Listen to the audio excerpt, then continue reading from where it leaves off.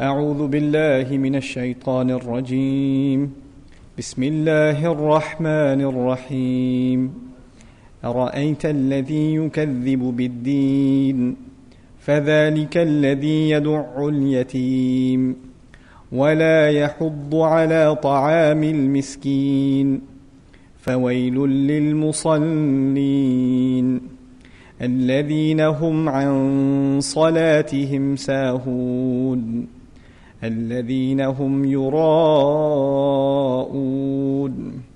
ويمنعون الماعون. So that's the final ayah, يمنعون الماعون. This ayah and ولا يحض على طعام المسكين are depicting the same reality, but it's taking the final step. So notice this surah began with an attitude that's inside the heart, lying against the religion. Then it transferred, the discussion became crimes against people. Then the discussion became crime against Allah. Then the discussion came back to what again? Crimes against people. The two things are intertwined with each other. You cannot separate them. They have become inseparable entities as far as Allah Azza wa Jalla is concerned. And people try to separate these two things. You know that? People say, I'm a charitable person, I'm a good person, I just don't pray. Right? And then there are people who pray very, very regularly, but they're horrible to their family and to the needs of the needy, and they're greedy in their wealth and cheat in their businesses, etc., etc. People try to separate these two things. What does Allah do in this surah? He makes the two things inseparable. You can't separate these two things. If you're good to people, you have to be good to Allah Azza wa Jal. If you're good to Allah Azza wa Jal, you have to be good to people. He fused the two. And this is the logic of the Qur'an. It doesn't let you fall into these extremes and traps and boxes that you create for yourselves. It keeps you balanced. Every surah produces its own set of balance, that keeps us from falling into these moral dilemmas and these problems that we have. We're almost done, inshallah ta'ala. Bear with me. Al-Maa'un. One of the description of Al-Maa'un, by the way, وَيَمْنَعُونَ الْمَاعُونَ, and they forbid Al-Maa'un. Ma'un has been interpreted by many scholars, even some Sahaba, as zakat. Also, very interesting definition from a literary point of view. هُوَ مَا لَا يُبْخَلُ بِهِ كَالْمَاءِ وَالْمِلْحِ وَالنَّارِ. It is that which you cannot possibly be cheap in, like water. You can't possibly be cheap in it.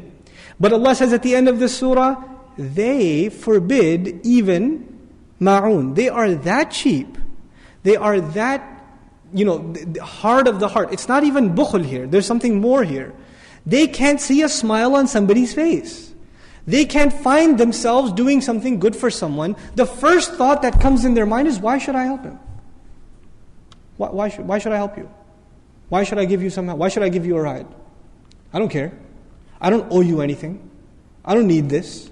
This attitude, not that I can't, not that I will need to use it if you don't use it. I just don't want to. I don't like you. I don't want to help you. This is, qaswat al-qalb, the hardness of the heart.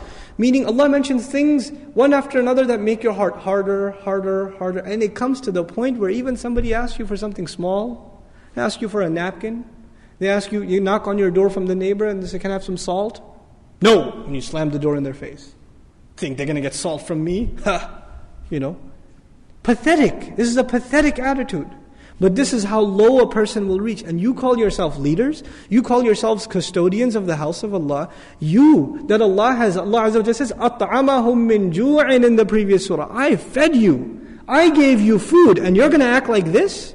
It's like it's yours? You can be like this if it was yours. I gave you the food. And you're going to hold it back like this? SubhanAllah, the contrast between what Allah demanded, what He gave them, and the behavior that they're showing. So, this surah, as far as the teachings of the deen, one of the core teachings of the deen, even if you don't remember the ayat and the proofs and the evidences, the teaching, the lesson for life in this deen is essentially very, very simple. The two things that will keep your heart soft and prove to you that you are not in denial of the final reward and punishment. The deen, that deen. The two proofs of it are how you pray and how much you give. Giving, your dealings with people, and your prayer to Allah Azza wa Jal. These are an indication of how strong your belief in the akhirah is and what you should be expecting from it. And if our prayers are weak, that's a life project now. That becomes a mission. And if our dealings with the orphans, and we don't even talk about the needs of the other, if we're not concerned about these things, then these things become a concern first and foremost in your own family. You know for a fact there are people in your family that need help. And there are some people you don't like. You don't like your cousin, you don't get along with him, but he needs help.